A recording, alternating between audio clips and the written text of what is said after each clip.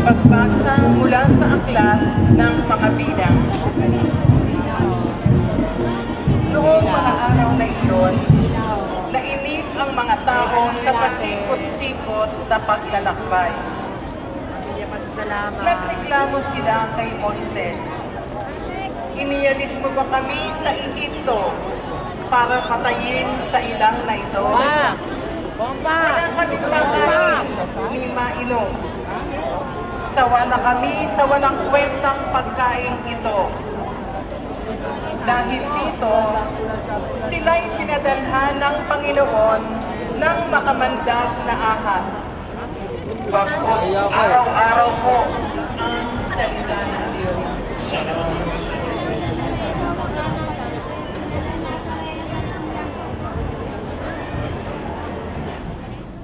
Ang Quiapo Church ang masasabing isa sa pinakamatandang simbahan sa buong arkipelago. Dito ang tahanan ng Poong Nazareno o ang kinikilalang Black Nazarene na dinala pa rito ng mga Recollect priests across the Pacific noong 1606. At hanggang ngayon, libo-libo mga milagro nang nararanasan ng mga deboto mula sa pambihirang imahe nito. Mga hindi mabilang na unos, sunog at lindol ang naranasan natin doon.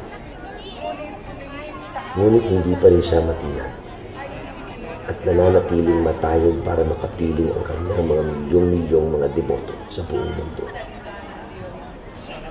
Tinaguriang ang mahigit na 4 na siglong simbahang ito bilang Minor Basilica of the Black Nazarene noong February 1, 1988. Isang taong matapos na basbasan ito ni Cardinal Sin at nung basbasan din ito ni Most Reverend Bruno Torpiglian ang altar ni San Lorenzo Ruiz.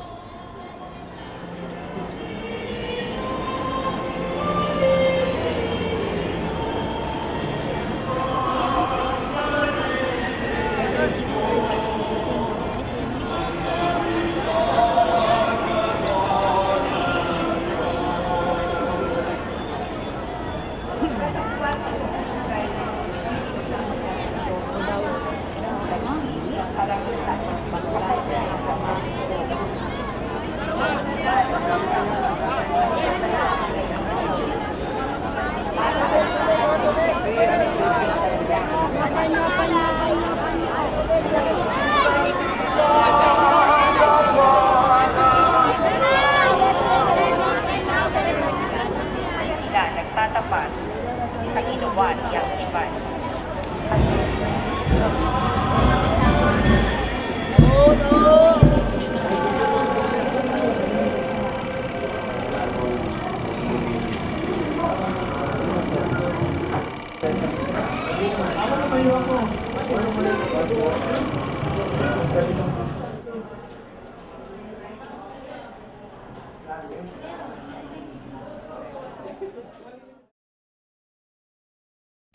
Una sa lahat, kami ng asawa ko ay parehong batang Quiapo, may tuturing. ako'y napalapit sa Panginoong Jesus, no? Especially in particular kay Poong Jesus Nazareno.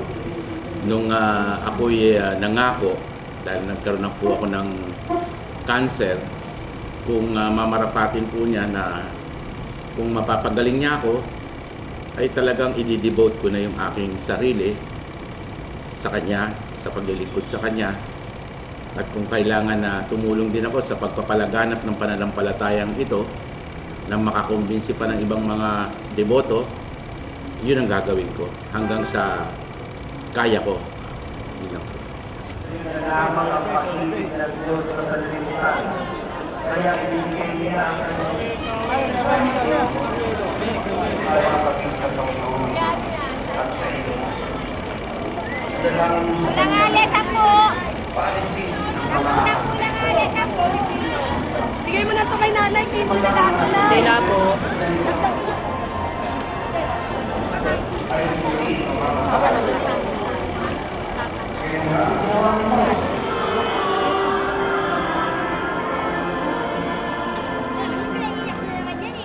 Ngayon pa man, palibhasa'y Diyos siyang mabagin. Ang masamang gawa nila ito'y kanyang pinipig. Ang Diyos ay hindi nagpili na manatili kapantay ng Diyos. Bagkus, sinubad niya ang lahat ng katangian. Kaya kung magkukonfess ka, sasabihin mo sa pare, I am feeling ko, takaw ako. Minsan, pakain ako ng kain, wala na akong sharing sa mga iba. Pupunta ako sa hotel, ayan, yung binibili kong pagkain, ako lang naman siyang kakain niya, worth 2,000. And it can be shared that can be a meal already for a big family or poor family. Sayang. Magpenitensya ka. Ako yung naglalasing, ako yung nagkuhan, dami-dami kong mga bisyo, nagsusugal ako. Paano mo sasabihin yan? Hindi sabihin sa Panginoon, hindi yung mag-crucify ka, pasikat ka lang dyan. Itigil mo na yung pagsusugal mo. Tigil mo na yung pagkuhan mo. Yan ang penance. Tigil mo na yung mga drugs o mga parang hindi yung gano'n, tapos na. After a few hours, natapos na yung penance mo. Pero nandun pa rin yung ugali mo.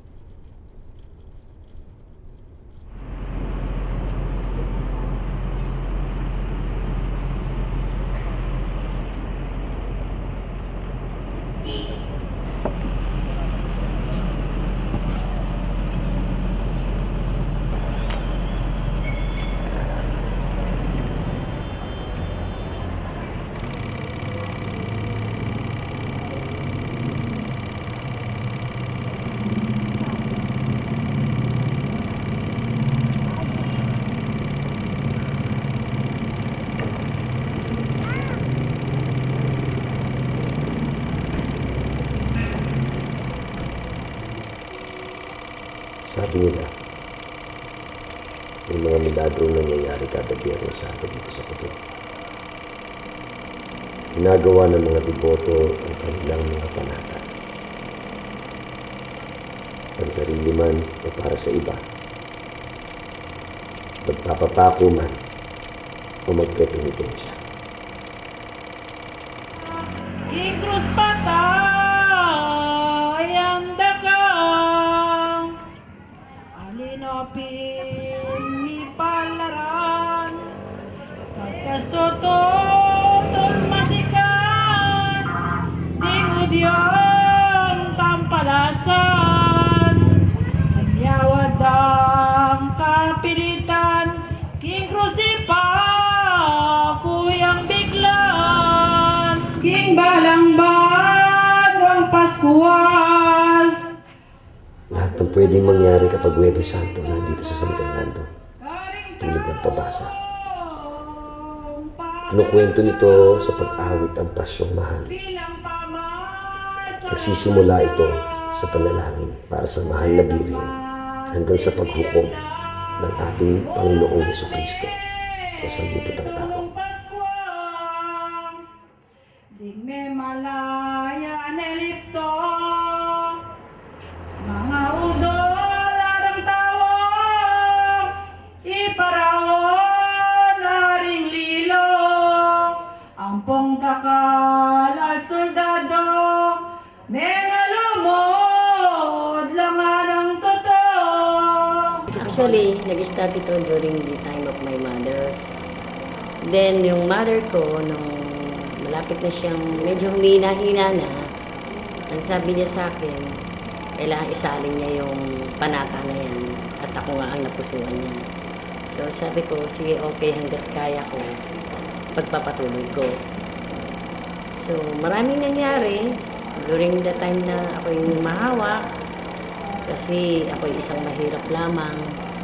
Pero nagkaroon ako ng mga anak na mababait, matatalino, at nakapag-aral sila sa libre dahil mga scholar sila. Yun ang isa sa mga magandang nangyari sa buhay ko. Although hindi naman ako naging mayaman, pero ang buhay namin ay naging maayos. Habang ako'y nabubuhay, pinagdadasal ko nga sa Panginoon Diyos na sana'y habang tumatagal ay malakas ang katawan ko.